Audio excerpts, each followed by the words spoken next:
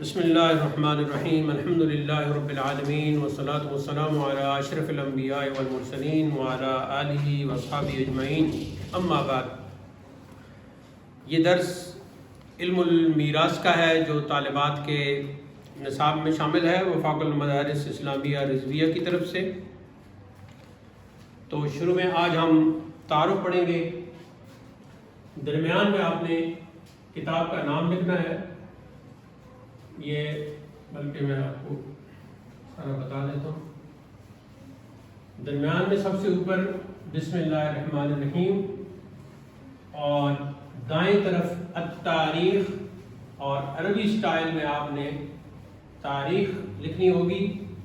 جیسے آج 21 ہے تو پورا اس کو ہم لکھیں گے 21 من ابریل 2026 المیلادی۔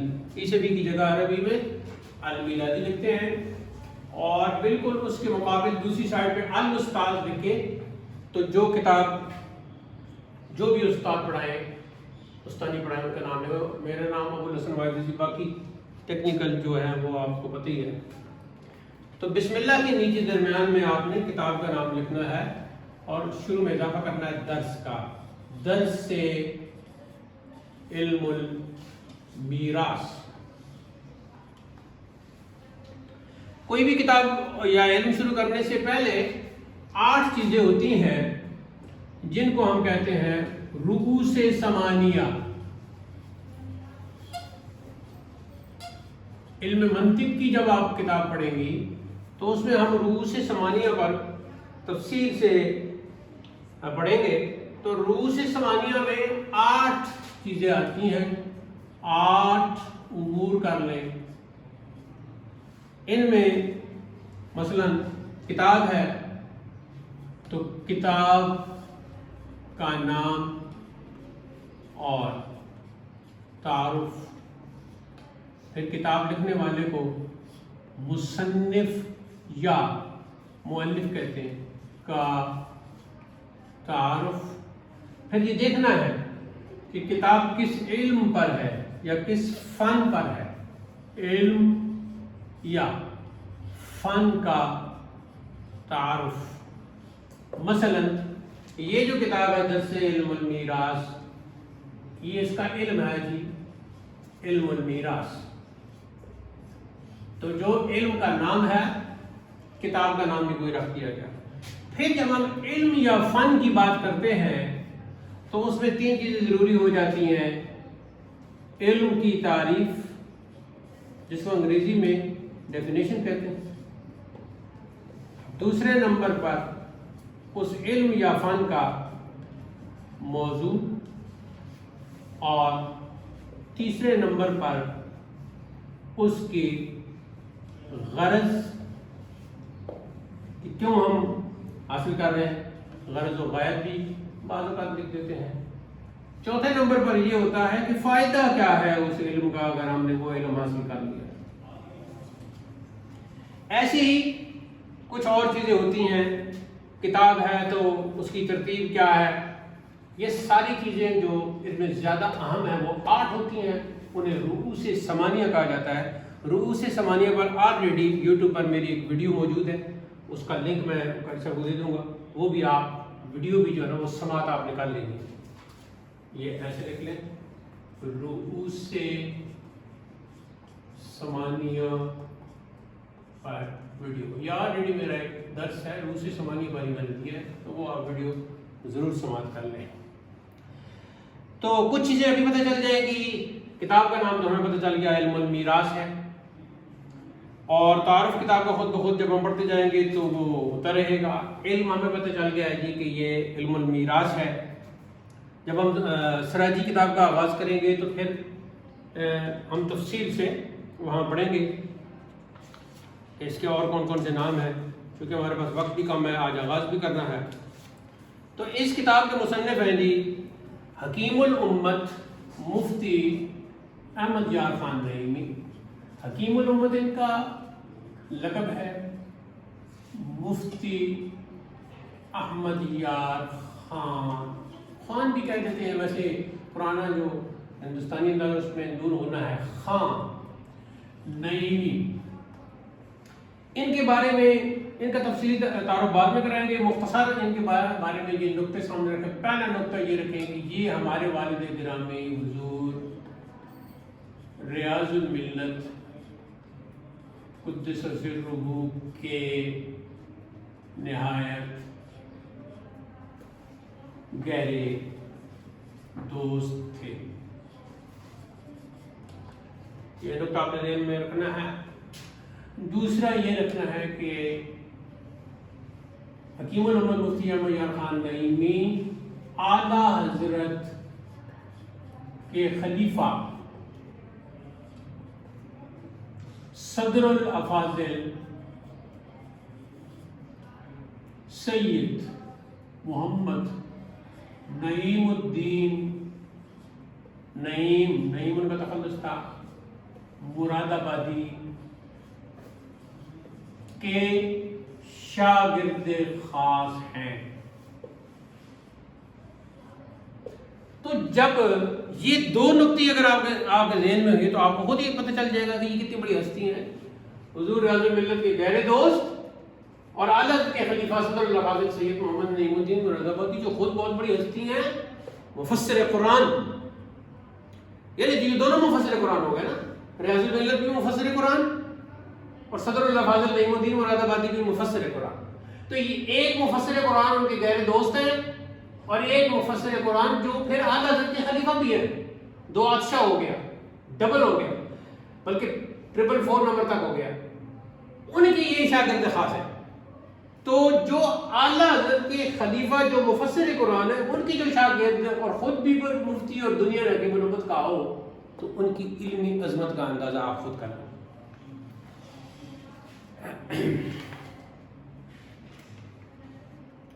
تو یہ ان کی تعریف ہے. پھر حضرت مفتی احمد یار خان نعیمی کے حوالے سے مزید ہم انشاءاللہ پڑھیں گے کتاب کے خاتمے پر یا درمیان میں کسی وقت جب بھی ذوق اس طرف آ گیا تو ہم کریں گے.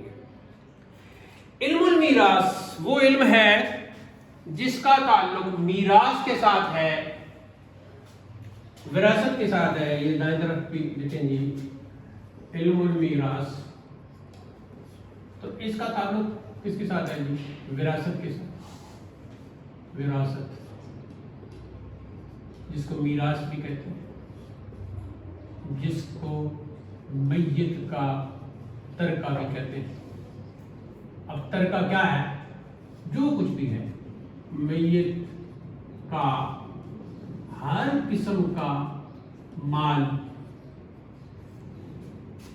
ایک مسلمان مرد یا ایک مسلمان عورت جب فوت ہو جاتی ہے تو اس کی ملکیت میں جو کچھ بھی ہوتا ہے اسے ترکہ کہتے ہیں. وہ ترکہ ہر قسم کا مال ہے. مثلا پیسے، رقم، ٹھیک ہے جی، زمینیں، مکانات، اور مکانات کی ساری قسمیں یعنی گھر، دکان، جو کچھ بھی ہے مکانات میں آ گیا. پیسے ہو گئے، زمینیں ہو گئیں، مکانات ہو گئے، اور کوئی اور چیز بنتی ہے تو وہ دار میں آپ شامل کر لیں. یہ ساری چیزیں جب وہ چھوڑ جاتا ہے تو اسے کہا جاتا ہے ترکہ. اب یہ جو ترکہ ہے یہ کیسے تقسیم ہوگا؟ کس کس کو ملے گا؟ پیسے چھوڑے ہیں تو کس کس کو ملیں گے؟ زمینیں چھوڑی ہیں تو کس کس کو ملیں گی؟ مکانات چھوڑے ہیں تو کس کس کو ملیں گے؟ کتنے کتنے ملیں گے؟ کس انداز سے ملیں گے؟ اب جو اس کے رشتہ دار ہیں ان میں سے کون سے رشتہ دار ہوں گے جن کو یہ چیزیں ملیں گی؟ اور پھر ان میں مذکر جو ہیں مرد وغیرہ ان کو کتنے حصے ملیں گے؟ اور جو مؤنثات ہیں مؤنث عورتیں ان کو پھر کتنے حصے ملیں گے؟ پھر جو قریبی رشتہ دار ہیں ان کو کتنے ملیں گے؟ جو دور کے رشتہ دار ہیں ان کو کتنے ملیں گے؟ پھر یہ دیکھنا ہے کہ وہ کون سے رشتہ دار ہیں جو دور کے ہونے کی وجہ سے یا کسی خاص وجہ سے ان کو کوئی حصہ نہیں ملے گا، اور وہ کون سے رشتہ دار ہیں جو ہیں تو دور کے لیکن کسی خاص وجہ سے ان کا حصہ ضرور اس میں ہے. یہ ہم نے ساری تفصیل اس میں پڑھنی ہے، علم المیراث میں یہ تفصیل بتائی جاتی ہے۔ ساتھ یہ بھی بتایا جاتا ہے کہ وہ کون سے حصے جو بالکل قرآن میں سیٹ کر دیے ہیں، مقرر کر دیے ہیں، سیٹ کر دیے ہیں، بالکل پیکٹ حصے ہیں، وہ ان میں کوئی تبدیلی نہیں ہو سکتی، اور جو قرآن میں نہیں تھے ان میں سے بعض کو حدیث نے بالکل پکا کر دیا ہے۔ اب جو قرآن میں پکے تھے وہ تو کلیئر، جو حدیث میں تھے وہ بھی کلیئر، اب جو ان دونوں میں نہیں ہے تو وہ آپ نے یہ کتاب پڑھ کے، علم المیراث پڑھ کے، اس میں مہارت حاصل کر کے تو وہ آپ نے خود نکال لی۔ یہ ہے جی علم المیراث کا خلاصہ۔ اب اس کے فضائل میں بہت ساری احادیث بھی ہیں، یہ علم کیسا ہے، اس میں کتنی مشکلات ہیں، یہ باتیں انشاءاللہ میں نے سراجی کی شرح بھی کی ہے منیت الراجی کے نام سے، میں اسی سے پڑھاؤں گا، تو اس وقت میں یہ ساری تفصیلات جو میں نے لکھی ہیں وہ انشاءاللہ ہو جائیں گے۔ اب برکت حاصل کرنے کے لیے حضرت نے جو شروع میں ابتدائیہ لکھا ہے، دیباچہ کہہ لیں، ابتدائیہ کہہ لیں، افتتاحیہ کہہ لیں، انگلش میں کہتے ہیں پریفیس، تو یہ جو پریفیس لکھا ہے یہ آپ اپنی کتابوں کی طرف دیکھیں، میں پڑھ دیتا ہوں تاکہ تلفظ میں بالکل صحیح ہو اور یہ ہم پڑھ لیں تاکہ ہمیں یہ پتہ چل جائے کہ انہوں نے اپنی کتاب کے بارے میں کیا کہا ہے۔ بسم اللہ الرحمن الرحیم، الحمدللہ وکفا والصلاة والسلام علی سید الانبیاء محمد المصطفیٰ وعلی آلہ وصحبہ اولی الصدق والصفا۔ یہ یہاں زیر زبر ٹھیک کر لیں، لام کے نیچے زیر ہے، یہاں کتاب میں غلط زبر غلط ہے، اولی الصدق والصفا، اور سواد کے نیچے زیر بھی غلط لکھی ہوئی کتاب میں، یہاں زبر لگا لیں۔ اما بعد، پس جاننا چاہیے کہ علوم دینیا میں علم میراث نہایت اہم، یہ لفظ جو ہے آپ نے پڑھنا ہے اہم، اصل میں پورا لفظ کیا ہے؟ اہم، یہ اس میں تفضیل کا صیغہ ہے، افعل التفضیل، علم الصرف میں آپ پڑھ چکی ہیں، تو اس کو اہم نہیں پڑھنا بلکہ پڑھنا اہم۔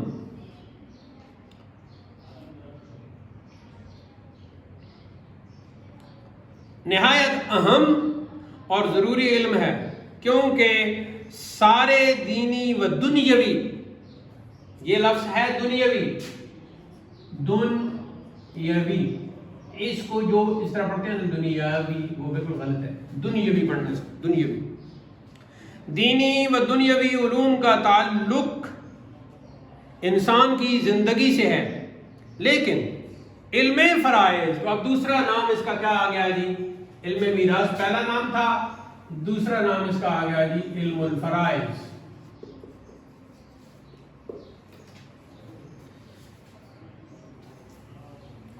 علم فرائض یعنی میراث کا تعلق انسان کی موت سے ہے، اسی لیے حدیث شریف میں اسے آدھا علم فرمایا گیا ہے، یعنی علم المیراث جو ہے، علم الفرائض جو ہے وہ آدھا علم ہے، اگر علم کے دو حصے کیے جائیں تو آدھا علم علم فرائض ہے، علم میراث ہے، یہ اتنا اہم ہے۔ یعنی سارے علوم علم کا ایک حصہ ہے اور تنہا فرائض یعنی تنہا علم فرائض دوسرا حصہ۔ اسی علم سے میت کے وارثوں میں عدل و انصاف کیا جاتا ہے۔ عدل و انصاف تبھی ہو سکتا ہے، یہ تو نہیں ہو سکتا کہ ایک میت کو فوت ہو گیا اب اس کا ترکہ جیسے کوئی وہ آ جائے اور لے لے، اس طرح تو پھر کوئی عدل و انصاف نہیں ہوگا۔ جس کا حق 100 روپے کا تھا اس کو 5 روپے ملے تو یہ تو اس کے ساتھ ظلم ہوگا۔ اگر کوئی شخص اپنی ساری زندگی عبادت اور ریاضت میں گزار دے مگر اپنے وارثوں پر ظلم کر کے مرے کہ بعض کو ظلماً نقصان پہنچائے تو اس کی عبادات و ریاضات بیکار ہیں۔ بہت سے ایسے لوگ آپ کے علم میں آئیں گے جو بڑے نوافل پڑھتے ہیں، تسبیح ہر وقت ہاتھ میں لی ہوئی اور پڑھ رہے ہیں جناب، اور ٹوپی سر پہ کی ہوئی اور ایک خاص حلیہ بنایا ہوا، لیکن اندر سے وہ بہت ہی ظالم ہوتے ہیں، اپنے رشتہ داروں پر ظلم کے پہاڑ گراتے ہیں، حسد ان کے اندر حسد کی بیماری ہوتی ہے، دشمنی وہ رکھتے ہیں، عداوت وہ رکھتے ہیں، کمینہ پن آخری حد تک ہوتا ہے ان میں، لیکن اوپر سے وہ بڑے اس طرح نظر آ رہے ہوتے ہیں۔ اللہ تعالیٰ سے منافقوں سے بچائے۔ حضرت نعمان ابن بشیر رضی اللہ تعالیٰ عنہ فرماتے ہیں کہ میری والدہ نے میرے والد سے عرض کیا کہ اپنا فلاں باغ میرے بچہ کو ہبا کر دو. ہبا کا مطلب ہوتا ہے گفٹ کرنا. اور اس پر حضور صلی اللہ علیہ وسلم کی گواہی قائم کر لو. چنانچہ میرے والد مجھے بارگاہ نبوی صلی اللہ علیہ وسلم میں لائے اور عرض کیا کہ میں فلاں باغ اپنے اس بیٹے نعمان کو دیتا ہوں. حضور صلی اللہ علیہ وسلم اس پر گواہ رہے. فرمایا کیا تمہارے اور بھی فرزند ہیں؟ عرض کیا ہاں. فرمایا کیا ان سب کو اتنا ہی مال دیا ہے؟ عرض کیا نہیں، نعمان ہی کو دیتا ہوں. فرمایا کہ میں ظلم پر گواہ نہیں بنتا کہ بیٹے مثال کے طور پر 4 ہوں اور 4 کنال زمین ہو تو 3.5 کنال ایک بیٹے کو دی جا رہی ہے. جیسے کچھ لوگ کرتے بھی ہیں، جاہل لوگ، نہ دین کا پتہ، نہ علم دین کا پتہ، نہ علماء دین سے ان کا کوئی رابطہ، تو وہ پھر ایسے ہی کرتے ہیں اور اسی وجہ سے لڑائیاں اور جھگڑے ہوتے ہیں، ایک دوسرے کو قتل کر دیا جاتا ہے. جب تم چاہتے ہو کہ تمہاری ساری اولاد تمہاری خدمت کرے تو تم بھی ساری اولاد میں انصاف سے کام لو.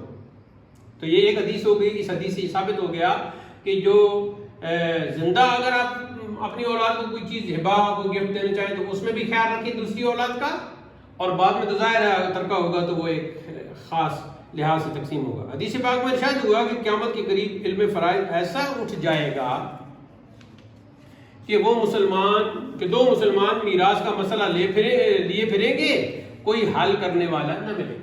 یعنی جیسے جیسے قیامت کا وقت قریب آئے گا تو علم تو ویسے بھی اٹھا لیا جائے گا، دیگر بھی، لیکن علم فرائض تو بالکل ہی اٹھا لیا جائے گا اور 2 لوگ وراثت کا مسئلہ لے کر لوگوں کے پاس جائیں گے تو بتانے والا کوئی نہیں ہوگا. وہ کہتے ہیں مجھے نہیں پتا کہ ان میں کیسے حصہ تقسیم کرنا ہے. تو اللہ کرے کہ یہ علم آپ کو آئے، اس میں آپ مہارت حاصل کریں اور آپ کو فوراً پتہ چل جائے کہ فلاں میت کا کتنا تک کا کیسے تقسیم ہوگا. اور انشاءاللہ ہوگا. میری اپنی کتاب بھی ہے، میں نے خود جو میں پڑھاتا رہا ہوں پہلے، اس کی ویڈیوز بھی موجود ہیں اور کتاب لکھی ہوئی بھی موجود ہے، تو وہ بھی آگے جا کے آپ اس کے فوٹو وغیرہ بنا لینا. اس میں نے مثالیں بہت زیادہ دی. قرآن کریم میں نماز، روزہ، حج، زکوٰۃ وغیرہ کے احکام تو اجمالی طور پر بیان کیے گئے، مگر میراث کے مسائل بہت تفصیل سے ارشاد فرمائے جس سے اس فن کی اہمیت کا پتہ لگا. موجودہ مسلمان جہاں دیگر دینی باتوں سے بے پرواہ ہو گئے. کب بات ہو رہی ہے؟ 1369 ہجری میں وہ لکھ رہے ہیں، اور اب کیا ہے 1447. تو کتنے سال ہو گئے؟ 30 اور 31 وہ ہو گئے، اور 47 یہ جمع کریں تو یہ ہو گیا 77 اور 78. 78 سال پہلے کیا فرما رہے ہیں مفتی احمد یار خان نہیں کہ موجودہ مسلمان جہاں دیگر دینی باتوں سے بے پرواہ ہو گئے، تقسیم میراث سے بھی بے نیاز ہو گئے. آج کل عام پڑھے لکھے لوگ بھی علم اوقات اور علم میراث سے بے خبر ہیں. یعنی انہیں علم میراث کا بھی کوئی پتہ نہیں، اور دوسرا علم اوقات، یہ جو نماز کے وقتوں کا علم ہوتا ہے نا، اسے علم اوقات بھی کہا جاتا ہے اور اسے علم توقیت بھی کہا جاتا ہے.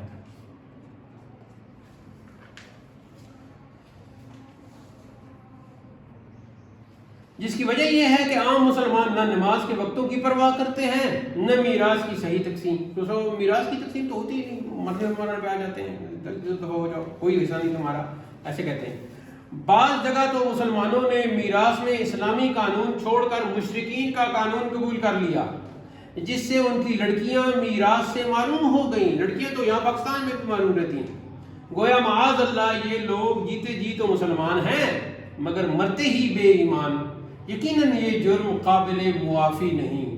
حقوق اللہ تو توبہ وغیرہ سے معاف ہو جاتے ہیں. اگر آپ نے نمازیں چھوڑ دی، توبہ کی تو اللہ معاف کر سکتا ہے، اور آپ نے فرائض چھوڑ دیے یا گناہ کیے تو اللہ سے معافی مانگی تو وہ تو اللہ معاف کر دے گا. لیکن مگر حقوق العباد، بندوں کے جو ہیں وہ زبانی توبہ سے معاف نہیں ہوتے.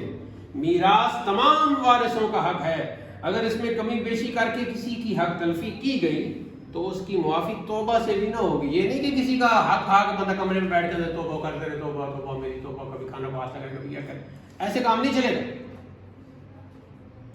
مسلمانوں تم بیٹوں کی ناجائز محبت میں اپنی آخرت کیوں برباد کرتے ہو؟ نہ بیٹے تمہیں جنت دیں گے نہ بیٹیاں تمہیں دوزخ میں دھکا دیں گی، دونوں تمہارے لخت جگر ہیں، ان سب کو وہ حق دو جو اللہ تعالیٰ نے مقرر فرمایا ہے، اسی میں دین دنیا کی بھلائی ہے۔ یہ حالات دیکھتے ہوئے 1353 ہجری میں جب کہ میں مدرسہ مسکینیہ دھورا جی کاٹھیا واڑ میں مدرس تھا، یہ انڈیا میں، وہاں پڑھاتے تھے علم فرائض میں، پھر میں نے یہ رسالہ لکھا کہ ادھر جب میں پڑھاتا تھا تو ادھر حالات بڑے عجیب و غریب پیش آئے، تو پھر میں نے یہ رسالہ لکھا۔ اب یہ بھی سوال آ سکتا ہے کہ یہ علم المیراث کتاب حکیم الامت مفتی احمد یار خان نیمی میں کب لکھی اور کیوں لکھی، تو یہ ساری بات اس سوال کا جواب یہاں لکھا ہوا ہے، جس کا ترجمہ گجراتی زبان میں شائع ہوا۔ جب انہوں نے اردو میں یہ رسالہ لکھا تو اس کا گجراتی زبان میں، وہاں انڈیا گجرات میں جو زبان بولی جاتی ہے گجراتی زبان، کچھ ٹیڑھی میڑھی کر کے بولتے ہیں، کہیں جو زے ہوتی ہے تو اس کو جیم بولتے ہیں، مثال کے طور پر میری ہے تو وہاں ایسے موری، اور یہ پوربی اسٹائل بھی ہے، موری ارج سنو، جیسے میرا، میں نے پوربی زبان میں کلام کہا تو میرا ایک مصرع موری ارج سنو رکھو مورا بھرم، تو یہ اسٹائل ہے۔ ایسے ہی اس میں تصغیر ہے، اس کی مثالیں آگے جا کے ہم پڑھیں گے کہ یہ کیسی زبانیں ہیں اردو میں، اور پوربی لہجہ اور گجراتی اور یہ ساری۔ پھر اس کا دوسرا ایڈیشن اردو زبان میں شائع ہوا، دوسرا ایڈیشن بھی ختم ہو گیا۔ اب جب کہ حق تعالیٰ نے اپنے حبیب صلی اللہ علیہ وسلم کے صدقے سے مسلمانوں کو حکومت اسلامیہ یعنی دولت خداداد پاکستان عطا فرمائی، یعنی وہ تو پاکستان بننے سے پہلے کا معاملہ تھا، اب تو پاکستان قائم ہو گیا، خدا سے دائم و قائم رکھے، تو اس میں میراث کا قانون اسلامی نافذ ہوا، جس سے عام مسلمانوں کو عموماً اور وکلاء و حکام کو خصوصاً میراث کے مسائل سیکھنے کی ضرورت محسوس ہوئی، اور میراث کے مسائل بہت آنے لگے، ساتھ ہی اس کتاب کی مانگ بھی بڑھ گئی۔ تب حضرت مخدوم سید شاہ محمد معصوم قادری نوری دامہ فیوزہم نے اس رسالہ کو تیسری بار چھاپنے کا حکم فرمایا۔ یہ ایک بہت بڑے پیر تھے، تو انہوں نے حکم دیا کہ آپ اس کو چھاپیں۔ ان کے ارشاد کے مطابق رسالہ پر سے 12 یعنی تیسری بار نظر کر کے اس کا تیسرا ایڈیشن شائع کیا گیا۔ رب تعالیٰ اپنے حبیب صلی اللہ علیہ وسلم کے صدقے سے اسے قبول فرمائے اور میرے لیے توشہ آخرت و صدقہ جاریہ بنائے۔ اس رسالہ میں سراجی و شریفیہ، سراجی تو یہ خود جو آپ پڑھیں گی کتاب، اور اس کی شرح ایک کی گئی ہے جس کا نام ہے شریفیہ۔ تو اس کتاب میں سراجی و شریفیہ سے مسائل لیے گئے، اور کہیں کہیں رد المحتار، اس کتاب کا نام لوگ غلط کرتے ہیں، تو یہ ایک ہی دفعہ یاد کر لیں، رد المحتار۔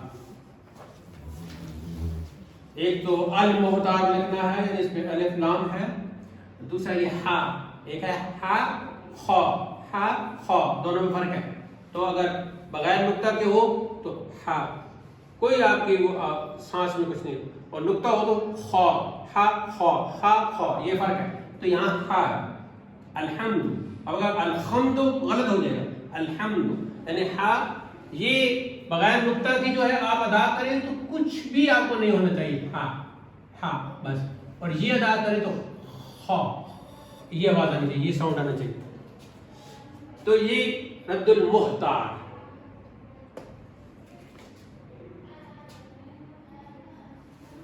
رد المحتار پر ایک اس کی تفسیر میں حاشیہ اعلی حضرت نے لکھا ہے جس کا نام ہے جد الممتار۔ اگر آپ کی عربی اللہ کرے اس قابل ہو جائے تو آپ جد الممتار میں ضرور پڑھیں اعلی حضرت کی، پھر آپ کو پتہ چلے کہ اعلی حضرت کو اعلی حضرت کیوں کہتے ہیں وغیرہ۔ فقہ کی معتبر، آج کے بعد آپ نے کہنا ہے فقہ، فقہ نہیں کہنا ہے، فقہ نہیں کہنا، اصل لفظ ہے فقہ، تو جب وقف کریں گے تو فقہ،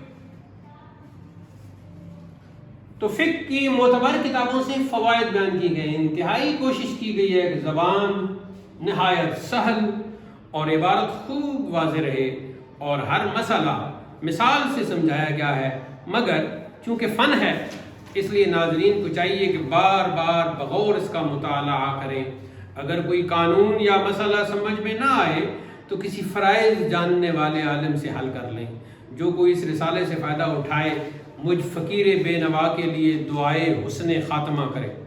کیا لوگ تھے اور کیسے ان کے الفاظ ہیں۔ رب تعالیٰ اسلام کا بول بالا کرے، مسلمانوں کو اپنی اطاعت کی توفیق بخشے، اور مجھ بندہ مسکین گناہگار کو شدت نزع و وحشت قبر، نزع کہتے ہیں جب سانس کھینچی جا رہی ہوتی ہے، پاؤں سے کھینچنا شروع ہوتی ہے، تو وہ سارا جو پیریڈ ہوتا ہے، اللہ کرے کہ وہ ہم سب کا پیریڈ بہت ہی مختصر ہو، تو اسے کہتے ہیں نزع، عالم نزع۔ ویسے نزع ینزع کا مطلب ہے کھینچنا۔ اور وحشت قبر، قبر کی وحشت یعنی اکیلا پن جو ہے، دہشت حشر، اور حشر جو قیامت کا جو منظر ہوگا اس کی دہشت سے امن میں رکھے۔ آمین آمین یا رب العالمین۔ یہ باقی نیچے جو زیر ہے اس کے اوپر زبر کر لیں، یہ غلط ہے، یا رب العالمین۔ اور آگے کچھ الفاظ رہ گئے ہیں، صلی اللہ ہونا چاہیے، وصلی اللہ علی خیر خلقہ ونور عرشہ سیدنا محمد وآلہ وصحبہ اجمعین برحمتک یا ارحم الراحمین۔ تو یہ ابتدائیہ ہم نے پڑھ لیا ہے، تو کل انشاءاللہ پھر ترکہ کی تفصیل آئے گی، اور اس کا بھی نام ہوگا درس علم المیراث نمبر 1۔ تو اللہ تعالیٰ ہمیں علم نافع عطا کرے، اور پھر علم نافع کے ساتھ ساتھ عمل کی توفیق ارزانی فرمائے۔ آج کا درس اختتام پذیر ہوتا ہے۔ وآخر دعوانا ان الحمد للہ رب العالمین۔